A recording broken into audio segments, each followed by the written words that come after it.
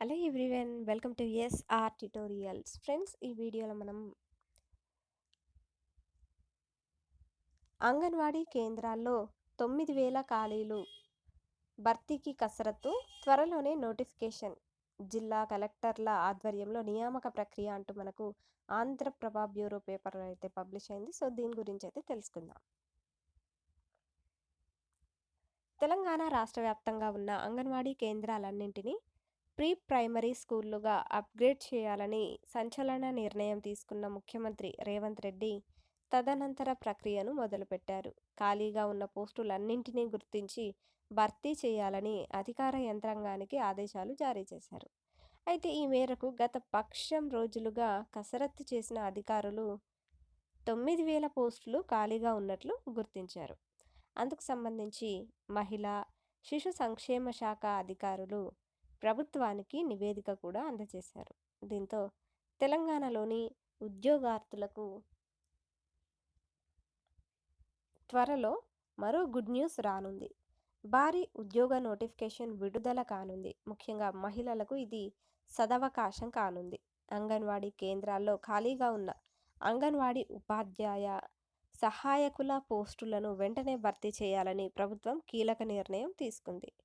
ప్రభుత్వానికి అంగన్వాడీ కేంద్రాల్లో దాదాపు 9,000 పోస్టులు ఖాళీగా ఉన్నట్లు గుర్తించిన నేపథ్యంలో ఈ పోస్టులను వీలైనంత త్వరగా భర్తీ చేసేందుకు కార్యాచరణ సిద్ధం చేస్తోంది. ప్రభుత్వ అనుమతులు వచ్చిన వెంటనే జిల్లాల వారీగా కలెక్టర్ల ఆధ్వర్యంలో ఉద్యోగ ప్రకటనలు విడుదల కానున్నాయి.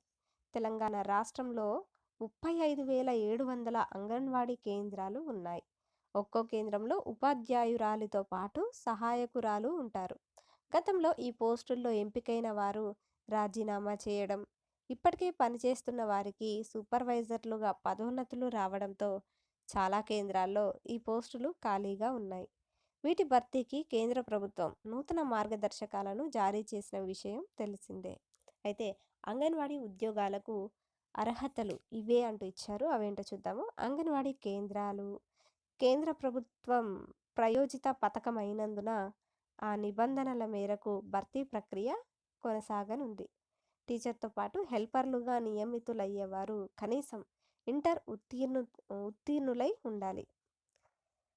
గతంలో అంగన్వాడీ టీచర్ పోస్టులకు కనీసం 10వ తరగతి ఉత్తీర్ణత ఉండాలన్న నిబంధన అనేది ఉండేది.